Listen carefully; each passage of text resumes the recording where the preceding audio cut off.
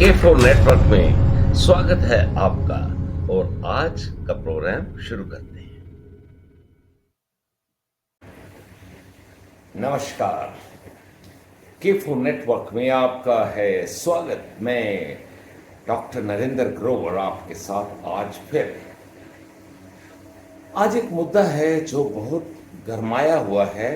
वैसे तो 1911 से गरमाया हुआ है।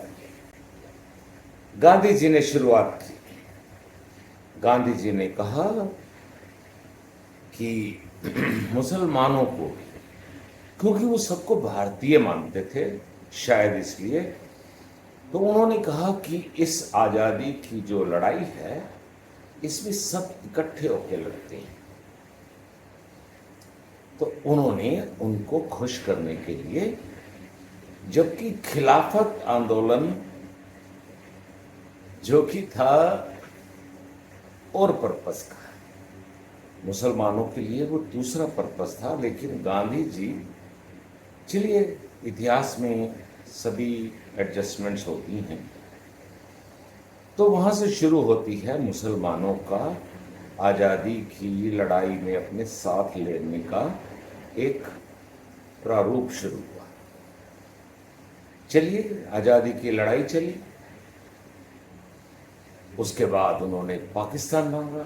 ये तक कहा गया कि हिंदू कौम और मुस्लिम कौम इकट्ठे नहीं रह सकते, हम नहीं रह सकते इकट्ठे।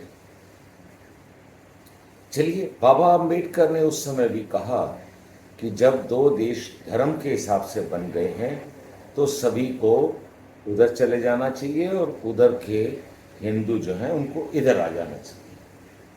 लेकिन अब गांधी जी से भी बड़े महान Jawaharlal Nehru, selected prime minister, उन्होंने देखा कि मुस्लिम कार्ड से तो हमें फायदा है, हमारी वोटें पक्की होंगी और हम इस कुर्सी पे भारत के शासन के लिए बने रहेंगे। चलो बने रहे। उसके बाद सबने राहुल गांधी के पिताजी एक शाहबानों के फैसले पर,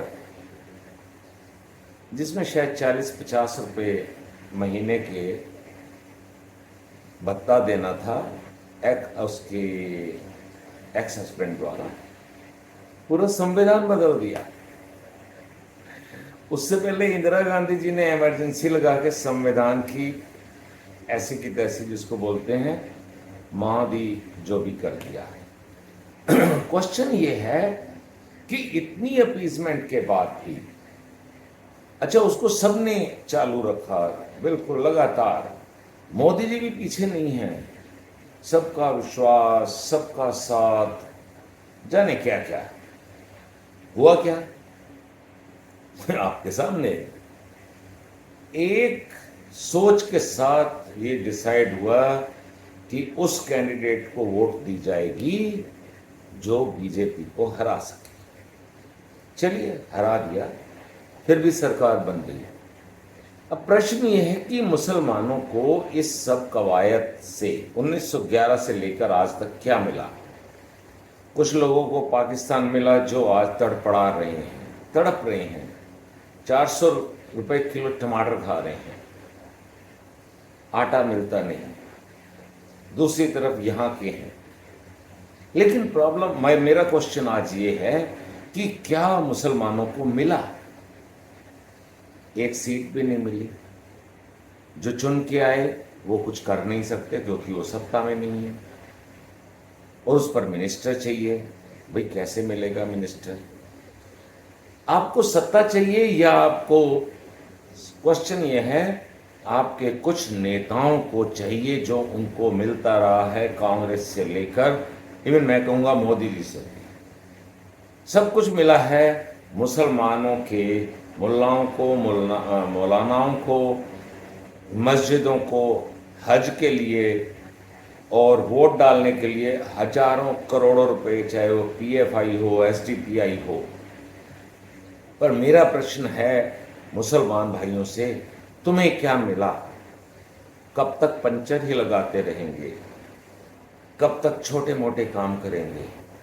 क्यों नहीं आप भी मुख्य धारा में आकर भारत के विकास में, भारत की प्रगति में, अगर आप ये समझते हैं कि हमारा सहयोग है आज़ादी की इस लड़ाई में जो जीती गई, मिलजुल कर जीती गई, तो अब आप उस भारत को आगे क्यों नहीं बढ़ाना चाहते?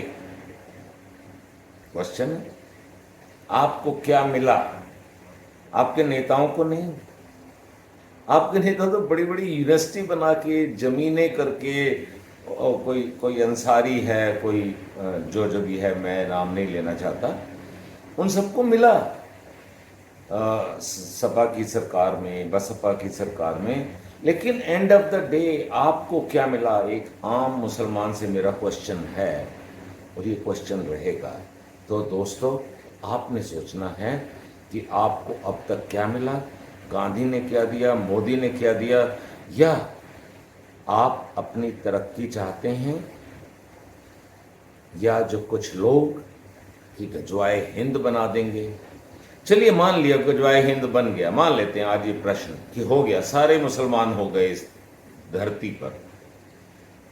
आपको क्या मिला? 56 मुल्कों में जो हैं, कहाँ भाग के, सीरिया से, लीबिया से, कहाँ से भागकर, इराक से कहाँ जा रहे हैं? कुछ मिला उन्हें? नहीं, मिल भी नहीं सकता। आपको जो मिल सकता है वो डेमोक्रेसी और प्रजातंत्र में मिल सकता है, और मैं आपको गारंटी देता हूँ हिंदुस्तान में जो आपको मिल सकता है वो कहीं नहीं मिल सकता। ये प्रश्न आपका है, आप सोचिए। धन्यवाद। और अगर ये वीडियो आपको पसंद आई है तो लाइक कीजिए, शेयर कीजिए, और हमारे